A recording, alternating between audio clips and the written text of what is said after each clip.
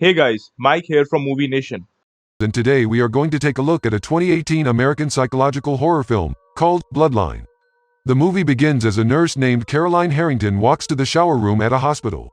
While she's showering, an unseen person slashes her throat, instantly killing her. The killer buries her body and drives back. Evan returns to his wife late at night. As his baby wakes up, he tells her to go back to sleep and goes to look after him. We're then taken 3 months back. Evan is a social worker who works with abused teens. His wife Lauren is pregnant. One night, Lauren's labor pains begin and Evan rushes her to the hospital. While watching his wife giving birth, Evan keeps having disturbing flashbacks. The next morning, Evan's mother Marie comes to see Evan's newborn. Harrington comes to help Lauren as she's having trouble breastfeeding her baby. When Marie asks her to be gentle, Harrington rudely tells her to let her do her job. Evan glares at her as she walks out, almost trying to burn her with his searing glare. Marie offers to stay with Evan and Lauren to help look after the baby, but Lauren, who doesn't get along with her, tells her she can manage on her own. The next day, Evan brings his wife and his son Andrew home. They are very happy, however, they soon realize it's not just fun and games. Over the course of the next few days, we're shown Andrew constantly crying, waking his parents up at night, and not breastfeeding. Lauren is not taking the constant stress well. It appears to be affecting Evan badly too. As Lauren is struggling with breastfeeding Andrew, Evan picks up a knife and watches her reflection in its blade. This takes him down memory lane to yet another flashback. A young Evan is punched across the face by his bad father. Marie holds a knife to his father's throat and shouts to kill him if he doesn't leave immediately. Marie then hugs Evan and softly whispers to him that he's gonna be okay. Coming back to the present, Evan wakes up at the usual time his child starts crying, but surprisingly this time, the baby isn't crying. Evan goes outside to see Marie sitting in a chair with the baby cradled in her arms. Seeing him, she remarks she hopes Evan doesn't mind she let herself in. While Evan is making a bed for Marie, Marie tells him that he'll only be able to look after his wife and child if he takes care of himself. She then whispers the same words in the same way again. "You're going to be okay." While doing social work the next day, Evan zones out. Chris, the student under his counsel, asks if he's okay. Evan explains that it's hard having a newborn to look after and he's not been sleeping much. Chris hands Evan a stuffed toy and says he brought it for Andrew. He remarks he felt like he had to after everything Evan's done for him. Evan asks him if he's heard from his father. Just then, the bell rings, and Chris leaves relieved he didn't have to respond. While Evan is alone in his office, he takes out a hidden tape and starts listening to it. It's a recording of a man explaining he doesn't want to hurt anyone but sometimes acts up in rage and that's why he abuses his family. A knock at the door causes Evan to put the tape away. In comes Ray, another teen Evan's counseling. With a black eye, Ray explains that he had to stand up to his father after he abused his little brother. Evan says he has to report this and his father may end up in jail. Ray says it's what his father deserves. Evan is not able to take this case off of his mind. At night, after a series of disturbing flashbacks, Evan drives off to find Ray's father, Jackson. Evan sees Jackson being kicked out of a club. Seeing he's completely drunk, Evan offers Jackson a ride. Jackson agrees and gets in his car. During the ride, Jackson keeps blabbering angrily, showing how full of hate he is. At Jackson's request, Evan takes him back to a huge abandoned mansion, where he lives secretly. Evan asks Jackson if people know he's living there. Jackson tells him no one visits the place. As soon as he hears this, Evan knocks Jackson out with a blow to the head. Jackson awakens tied to a chair with Evan standing in front of him and an audio recorder set up. Jackson yells at Evan, which earns him a punch in the stomach.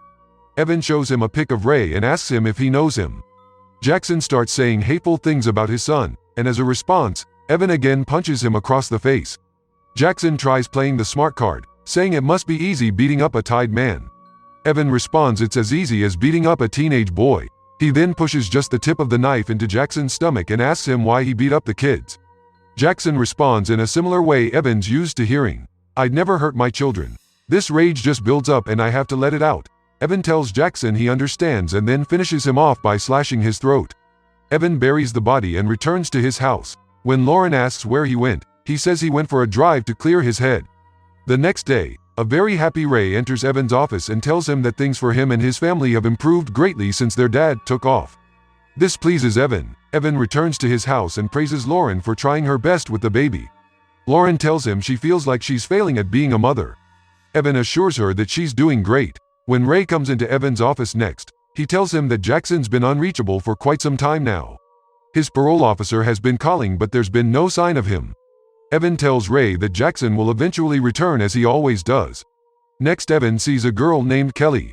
Kelly tells him that her uncle visited. Evan asks what happened. Seemingly traumatized, Kelly begins chewing off her skin. Evan asks again, but the bell rings and she leaves. The scene switches to Evan standing in front of Kelly's uncle, who's tied to a chair. An audio recorder is set up at a table. When Evan asks the man about Kelly, the man remarks that Kelly might be 15, but she doesn't look at it. This earns him a punch in the stomach. The man says Kelly always wanted it, so it does not assault. Evan cuts him on this and tells him to continue. Just then, Evan's phone rings. Evan puts his knife in the man's mouth and picks it up. Lauren tells him that Andrew is sick. After the call, Evan announces he has to, unfortunately, cut this short and attacks the man to death. Evan hastily cleans up, stuffs the body in the car trunk, and drives to the hospital. In haste, he leaves a blood-stained sheet hanging out of the trunk. When Evan reaches the hospital, Lauren is mad at him for not being there. The doctor tells them that the baby is fine now. Harrington makes another rude remark, saying Lauren is being hysterical. As they're all returning to the car, Evan sees the sheet and panics. Marie quickly leads Lauren to the door before she can notice the sheet. Evan gets his family home and goes to bury the body once everyone's asleep. Not having completed his killing ritual this time begins to take a toll on Evan's mental health. One night, Evan gets a call from Chris. Evan goes to meet up with Chris, who is bloody from a beating he received from his father. As Chris explains the story of the abuse, Evan promises he'll make sure this doesn't happen again. The next morning, Lauren asks where Evan went last night. Evan tells her about Chris. Lauren asks where he was the night Andrew was taken to the hospital. Evan doesn't respond and leaves for work. Chris doesn't attend his next meeting with Evan. Concerned, Evan calls him. Upon answering the phone, Chris explains that everything is alright. His father is actually putting in the effort. He is trying to get clean. He even apologized and took him to the movies. Next, we're taken to the hospital. A man approaches the receptionist and asks if he can see the doctor for kidney pain. Harrington rudely sends him away, calling him a junkie. After this, she heads to the shower room and Evan follows. As Harrington is showering, the junkie is shown going through the cabinets at the hospital, looking for meds. Evan approaches him and gives him the meds. He tells him to consider them a gift. We're then shown Evan knocking the junkie out and the nurse's throat being slashed. It's revealed that it wasn't Evan but Marie who killed the nurse. The junkie, who's revealed to be Chris' father Mark, awakens tied just like Evan's previous victims. Confused, Mark asks Evan why he's doing this. Evan says Mark lied to his son when saying he'd become clean. Realization dawns on Mark that Evan is Chris' counselor. He tells Evan that Chris talks about him all the time, but Evan shuts him up, saying that's not the topic of the discussion. During the conversation, Mark reveals that Chris's mother just received a sizable inheritance. Mark tries very hard to convince Evan that he actually wants a meaningful relationship with his son, but Evan doesn't buy it. In the end, Mark tells Evan that he's a monster who can't really love his family and that he would have nowhere to hide when they find out who he really is. With that, Evan finishes him off. Through Evan's flashbacks, we learn that Evan's father attacked him and Marie after he was kicked out. To protect his mother, Evan finishes his father off much in a similar way. He eliminates his victims now. Marie buried the body and covered up the crime. The scene switches to show Marie burning the belongings of the nurse. Later that night, Marie approaches Evan as he's holding Andrew. She tells him she's glad he's taking care of himself and wipes a mark of blood from his neck. The next morning, Evan learns through a television broadcast that the bodies he buried have been found. Over his next meetings with the abused teens, he learns that only the girl is happy that her offender was dead. Seeing Chris upset about his father's death, Evan mentions that Mark probably only came back for the money and he's better off without him. Chris is disturbed by this as he never told Evan about the inheritance and leaves the session early. A detective arrives at Evan's home. He interviews Evan and reveals his suspicion that Evan is involved due to all the victims having a connection to him. The detective leaves but later returns when Lauren is alone. He asks Lauren if she's noticed Evan's late-night absences. Marie tells him no before Lauren can answer. The detective asks Lauren but Lauren also denies it.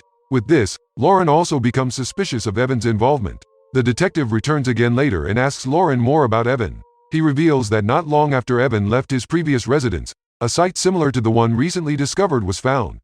Lauren tells the detective that this has nothing to do with Evan.